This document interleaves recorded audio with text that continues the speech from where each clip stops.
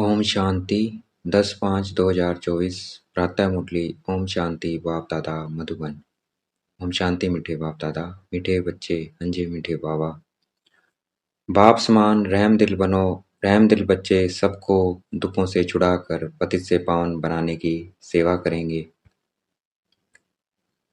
प्रश्न: सारी दुनिया की मांग क्या है जो बाप के सिवाय कोई पूरी नहीं कर सकता है? सारी दुनिया की मांग है शांति और सुख मिले।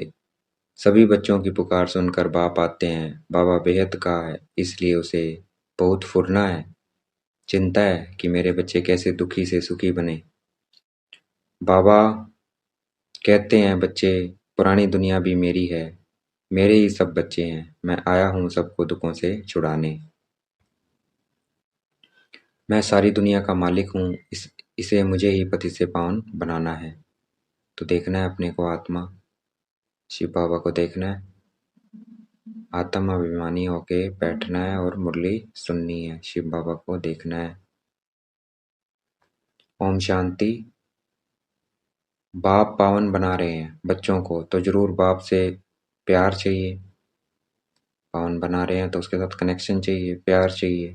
भल भाइयों का आपस में प्यार तो ठीक है, एक बाप के सब बच्चे आपस में भाई भाई हैं, परंतु पावन बनाने वाला एक बाप ही है, इसलिए सब बच्चों का लव एक बाप में ही चला जाता है। बाप कहते हैं, बच्चों मामेकम याद करो, यह तो ठीक है तुम भाई भाई हो तो जरूर शीरखंड ही होंगे। एक बाप के बच्चे हो, आत्मा में इतना प्यार है, जबकि देवताई पद प्राप्त करते हो तो आपस में बहुत ही प्यार होना चाहिए। देवता बहुत प्यार से रहते हैं तो बहुत प्यार होना चाहिए। हम भाई भाई बनते हैं, बाप से वर्षा लेते हैं, बाप आकर सिखलाते हैं। जो समझने वाले होते हैं वह समझते हैं, यह स्कूल व बड़ी यूनिवर्सिटी है। बाप सबको दृष्टि देते हैं व याद करते हैं। वेद के बाप को सारी दुनिया के मनुष्य मात्र सभी आत्माएं याद करती है। बाप की ही सारी दुनिया है, नई व पुरानी। नई दुनिया बाप की है तो पुरानी नहीं है क्या? बाप ही सभी को पावन बनाते हैं, पुरानी दुनिया भी मेरी है।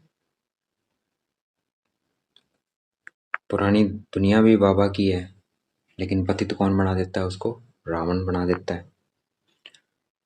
तो बाबा कहता है, और बाबा पुरानी दुनिया में आके हमें पावन बनाते हैं। पुरानी दुनिया भी मेरी है, सारी दुनिया का मालिक मैं ही हूँ। भल मैं नई दुनिया में राज्य नहीं करता हूँ। बाबा कहते हैं, मैं नई दुनिया में नहीं आता हूँ, भल मैं राज्य नहीं करता हूँ, परंतु है तो मेरी ना। मेरे बच्चे मेरे हैं, इस बड़े घर में भी बहुत सुखी रहते हैं और फिर दुख भी पाते हैं। यह खेल है, बाबा का घर है ये पूरी सृष्टि। पहले सुख है आधा कल्प, फिर 1/3 सुख है, फिर थोड़ा सा दुख है। यह खेल है, यह सारी भेद की दुनिया हमारा घर है, यह बड़ा मांडवा है ना। बाप जानते हैं सारे घर में हमारे बच्चे हैं, सारी दुनिया को देखते हैं, सब चैतन्य हैं। सभी बच्चे इस समय दुखी हैं, इसलिए पुकारते हैं, बाबा हमको छिछी दुखी दुनिया से शांति की दुनिया में ले चलो। शांति देवा बाप को ही पुकारते हैं, देवताओं को तो कह न सके, सबका वह एक बाप है। तो वह किसका बाप है? आत्मा का बाप है। तो देखना है अपने को आत्मा, शिव बाबा को देखना है। उनको सारे सृष्टि का फुरना रहता है, बेहद का घर है। बाप जानते हैं इस बेहद के घर में इस समय सब दुखी हैं, इसलिए कहते हैं शांति देवा, सुख देवा। दो चीजें मांगते हैं ना। अभी तो जानते हो हम बेहद के बाप से सुख का वर्षा ले रहे हैं। बाप आकर हमको सुख भी देते हैं, शांति भी देते हैं, और कोई सुख शांति तो देने वाला है नहीं। बाप को ही तरस पड़ता है, वह है बेहद का बाप। तुम समझते हो हम बाबा के बच्चे बहुत सुखी थे जबकि पवित्र थे, अब अपवित्र बनने से दुखी हो जाते हैं। जब पवित्र थे तो सुखी थे, अब अपवित्र बने हैं तो दुखी हो गए। तो अब फिर पवित्र बनेंगे तो सुखी हो जाएंगे, क्योंकि पवित्रता ही सुख शांति की जननी है। काम चिता पर बैठ काले पतित बन जाते हैं। मूल बात है कि बाप को भूल जाते हैं। जिस बाप ने इतना उच्च पद दिया, गाते भी है ना, तुम मात पिता सुख गनेरे थे, सो फिर तुम अभी ले रहे हो, क्योंकि अब दुख गनेरे हैं। यह है तमो प्रधान दुनिया। विषय सागर में गोते खाते रहते हैं, समझते कुछ नहीं है। तुमको अब समझ आई है, तुम समझते हो कि यह रौरव नरक है। बाप बच्चों से पूछते हैं, अभी तुम नरकवासी हो या स्वर्गवासी हो? जब कोई मरता है तो झट कह देते हैं स्वर्गवासी हुआ, अर्थात सब दुखों से दूर हुआ। फिर नरक की चीज उनको क्यों खिलाते हो? बाबा पूछ रहे हैं। यह भी समझते नहीं है। बाप आकर स्वर्ग की स्थापना करते हैं, उनको पता नहीं है भाई स्वर्ग क्या चीज है, एक नई दुनिया थी। कामना करते हो इसलिए बोलते हो मरने के बाद, तो इसका मतलब वो नरक में है। बाप आकर स्वर्ग की स्थापना करते हैं, तुम बच्चों को राजयोग सिखलाते हैं। बाप कहते हैं, मीठे बच्चे मैं तुमको यह नॉलेज सुनाता हूँ, मेरे में ही यह नॉलेज है, ज्ञान सागर मैं हूँ। कहते हैं ये शास्त्रों की अथॉरिटी है, लेकिन वह भी आत्माएं है ना, यह भी समझते नहीं है। बाप का ही पता नहीं है। बाप जो विश्व का मालिक बनाते हैं उनके लिए कहते हैं ठिक्कर भीतर सब में है। व्यास भगवान ने क्या क्या बातें लिख दी है। मनुष्य को कुछ भी पता नहीं है, बिल्कुल आर्फन बन आपस में लड़ते झगड़ते रहते हैं। बाप रचता और रचना के आदि मध्य अंत को कोई नहीं जानते हैं। बाप को और आदि मध्य अंत की रचना को कोई नहीं जानता है। बाबा ने हमें आके बताया सिर्फ हम बच्चे ही जानते हैं। बाप अपना और रचना के आदि मध्य अंत का राज समझाते हैं। बाप है किसका? आत्मा का। तो देखना है अपने को, पॉइंट स्टार शिव बाबा को देखना है। बाप अपना और रचना के आदि मध्य अंत का राज समझाते हैं, और तो कोई बता न सके। तुम कोई से भी पूछो जिसको ईश्वर भगवान रचता कहते हो, उनको तुम जानते हो क्या? ठिक्कर भीतर में ईश्वर कहना ही जानना है?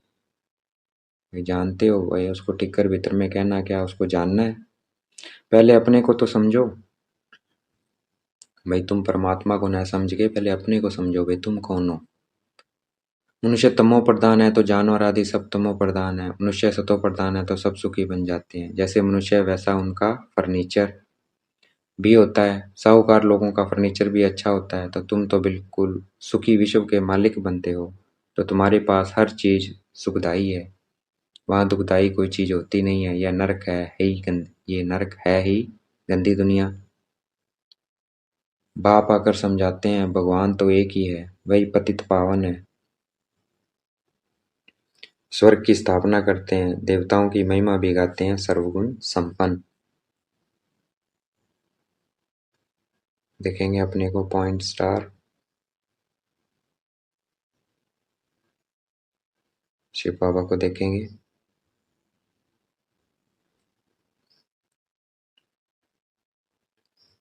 मंदिरों में जाकर देवताओं की उपमा उपमा मंदिरों में जाके देवताओं की उपमा अर्थात महिमा करते हैं और अपनी निंदा करते हैं।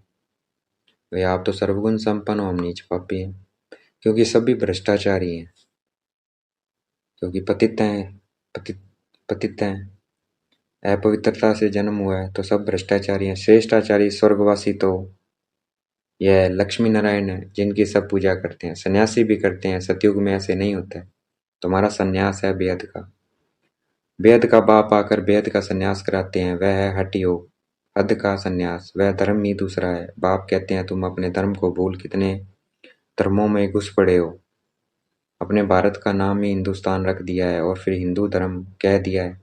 भारत का नाम ही क्या रख दिया? हिंदुस्तान, फिर हिंदू धर्म कह दिया है। वास्तव में हिंदू धर्म तो कोई ने स्थापन ही नहीं किया है। मुख्य धर्म है ही चार, देवी देवता, इस्लामी, बौद्धी और क्रिश्चियन। तुम जानते हो यह सारी दुनिया आइलैंड है, इसमें रावण का राज्य है। रावण देखा है?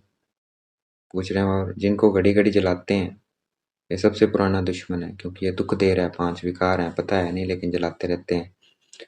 यह भी समझते नहीं है कि हम क्यों जलाते हैं। भाई जला रहे हैं क्योंकि दुख दुख दे रहा है ये, इसलिए जला रहे हैं इसको। समझ चाहिए ना, यह कौन है, कब से जलाते आए हैं।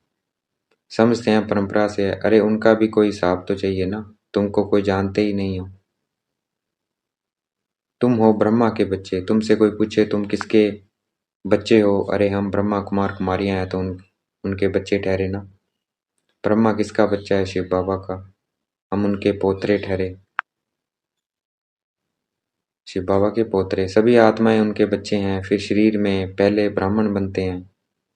प्रजापिता ब्रह्मा है ना, इतनी प्रजा है, कैसे रचते हैं यह तुम जानते हो। यह एडॉप्शन है, शिव बाबा एडॉप्ट करते हैं ब्रह्मा द्वारा। मेला भी लगता है, वास्तव में मेला वहाँ लगना चाहिए जहाँ ब्रह्मपुत्रा बड़ी नदी सागर है में जाकर मिलती है। उस संगम पर मेला लगना चाहिए। यह मेला यहाँ है, ब्रह्मा बैठा है, तुम जानते हो, बाप भी है और बड़ी मम्मा भी, तो यह है।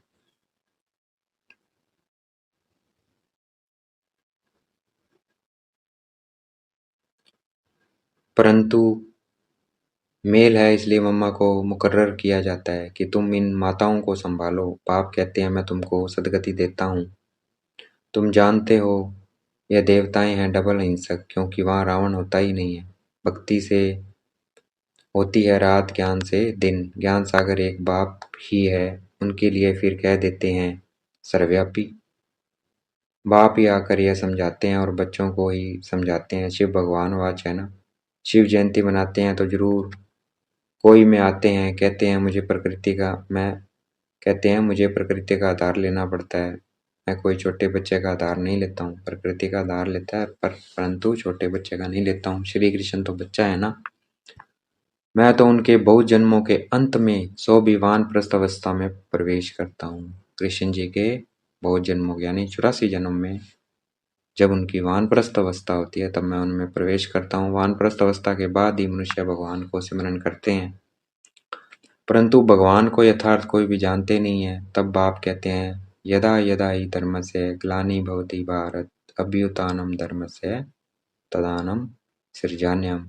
जब जब धर्म की अति ग्लानि होती है, मतलब बाबा को सर्वव्यापी कह दिया, भगवान को कण कण में कह दिया, ग्लानि कर दी, देवताओं को चोर कह दिया, हिंसक बता दिया, तब बाबा कहते हैं मैं भारत में ही आता हूँ। भारत की महिमा अपरंपार है। मनुष्य को देह का अहंकार देखो कितना है, मैं फलाना हूँ, यह हूँ। अब बाप आकर तुमको देही अभिमानी बनाते हैं। तो देखना है मैं आत्मा इन कानों से मुरली सुन रही हूँ, मैं आत्मा पढ़ रही हूँ। अब बाप आकर तुमको देही अभिमानी बनाते हैं। मीठे मीठे रूहानी बच्चों को रूहानी बाप बैठ ज्ञान के सब राज बताते हैं। यह है पुरानी दुनिया। सतयुग में नई दुनिया, सतयुग है नई दुनिया। सतयुग में आदि सनातन देवी देवता धर्म ही था। 5000 वर्ष की बात है। शास्त्रों में फिर व्यास ने लिख दिया है कल्प की आयु लाखों हजारों वर्ष है। वास्तव में है 5000 वर्ष का कल्प। मनुष्य बिल्कुल अज्ञान की कुंभकर्ण की नींद में सोए पड़े हैं। अभी तुम्हारी यह बातें कोई नया सुनेगा तो समझ नहीं सकेगा। इसलिए बाप कहते हैं मैं अपने बच्चों से ही बात करता हूँ। तो बाबा बच्चों से बात करते हैं, कोई नया नहीं सुन पाएगा बाहर का। तो बच्चे कौन है? जो अपने को आत्मा समझते हैं निश्चय उनको मैं आत्मा हूँ और मेरा बाबा परमात्मा है, वो भी एक आत्मा है। तो बाबा कहते हैं मैं अपने बच्चों से बात करता हूँ, बाकी दूसरा कोई बाहर का समझ नहीं सकेगा। भक्ति भी तुम ही शुरू करते हो, अपने को ही चमाट मारी है। बाप ने तुमको पूज्य बनाया, तुम फिर पुजारी बन जाते हो। यह भी खेल है। कोई कोई मनुष्य नरम दिल होते हैं तो खेल देखकर भी रो पड़ते हैं। बाप तो कहते हैं जिन रोया तिन खोया। सतयुग में रोने की बात ही नहीं है। यहाँ भी बाप कहते हैं रोना नहीं है।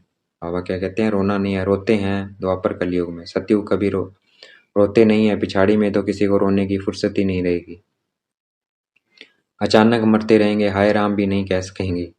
बाबा कहते हैं अचानक मरेंगे तो रोने की फुर्सत ही नहीं होगी, हाय राम भी नहीं कह सकेंगे। विनाश ऐसा होगा जो जरा भी दुख नहीं होगा, क्योंकि हॉस्पिटल आदि तो रहेंगे नहीं। इसलिए चीजें ही ऐसी बनाते हैं। तो बाप समझाते हैं तुम बंदरों की मैं सेना लेता हूँ रावण पर जीत पाने के लिए। बंदर अर्थात बुद्धि, बंदर बुद्धि। बाबा कहते हैं मैं लेता हूँ रावण पर जीत पाने के लिए। अब बाप तुमको युक्ति बताते हैं रावण पर जीत कैसे पानी है। सब सीताओं को रावण की जंजीरों से छुड़ाना है। आत्मा सीता रूपी रावण की जंजीरों में है सभी, तो उनको छुड़ाना है। यह सब समझने की बातें हैं। भगवान वाच बच्चों को ही बाप कहते हैं hear no evil, see no evil, talk no evil, do no evil. जिन बातों से तुम्हें कोई फायदा नहीं है उनसे तुम अपने कान बंद कर लो। अब तुमको श्रीमत मिलती है, तुम भी श्रेष्ठ बनेंगे। यहाँ तो श्री श्री का टाइटल सबको दे दिया है। अच्छा, फिर भी बाप कहते हैं अपने को आत्मा समझो और बाप को याद करो। कितना वंडरफुल हार जीत का यह वेद का खेल है जो बाप ही समझाते हैं। अच्छा, देखेंगे बाप दादा हमें याद प्यार दे रहे हैं। मीठे मीठे सिकलते बच्चों प्रति माता पिता बाप दादा का याद प्यार। गुड मॉर्निंग रूहानी बाप की, रूहानी बच्चों को नमस्ते। हमें भी याद प्यार देना है। हम रूहानी बच्चों की रूहानी बाप दादा को दिलवा जान शिकवा प्रेम से बेहद का याद प्यार और नमस्ते। धारणा के लिए मुख्य सार। बाप समान रहम दिल बनना है, सबको दुखों से छुड़ाकर पतित से पावन बनाने की सेवा करनी है। पावन बनने के लिए एक बाप से बहुत लव रखना है। बाप कहते हैं जिन रोया तिन खोया, इसलिए कैसी भी परिस्थिति हो तुम्हें रोना नहीं है। रोने से खो देंगे, इसलिए रोना नहीं है। वरदान है। सबके राज्य द्वारा अपने साथियों को स्नेही सहयोगी बनाने वाले मास्टर दाता भव। सबके राज्य द्वारा अपने पे राज्य, मन बुद्धि संस्कारों पे, कर्म इंद्रियों पे, अपने साथियों को स्नेही सहयोगी बनाने वाले मास्टर दाता भव। अपने अपने पे राज्य करेंगे तो साथी भी क्या होंगे, सहयोगी बनेंगे। जब हम अपने पे राज्य करेंगे दूसरा हमारा क्या नहीं मानेंगे। तो मास्टर दाता सहयोगी बनाने वाले मास्टर दाता भव। राजा अर्थात दाता। राजा कौन? दाता को कहना व मांगना नहीं पड़ता है। स्वयं हर एक राजाओं को अपने स्नेह की सौगात ऑफर करते हैं। आप भी सब पर राज्य करने वाले राजा बनो तो हर एक आपके आगे सहयोग की सौगात ऑफर करेंगे। जिसका सब पर राज्य है उसके आगे लौकिक अलौकिक साथी जी हाजिर जी हजूर हाँ जी कहते हुए स्नेही सहयोगी बनते हैं। परिवार में कभी ऑर्डर नहीं चलाना है, अपने कर्मेंद्रियों को ऑर्डर में रखना तो आपके सर्व साथी आपके स्नेही सहयोगी बन जाएंगे। तो परिवार में ऑर्डर नहीं चलाना है, हमें अपने कर्मेंद्रियों पे ऑर्डर चलाना है बस, बाकी सब अपने आप बात मानेंगे। आज का स्लोगन है, सर्व प्राप्ति के साधन होते भी वृत्ति उपराम रहे तब कहेंगे वैराग्य वृत्ति। सब प्राप्ति के साधन होते भी, सब कुछ है हमारे पास, बाबा ने सब कुछ है, लेकिन उससे उपराम उनमें हमारी आसक्ति ना हो, अटैचमेंट ना हो, तब कहेंगे वैरागी वृत्ति। अच्छा, ओम शांति। शुक्रिया मेरे बाबा, शुक्रिया।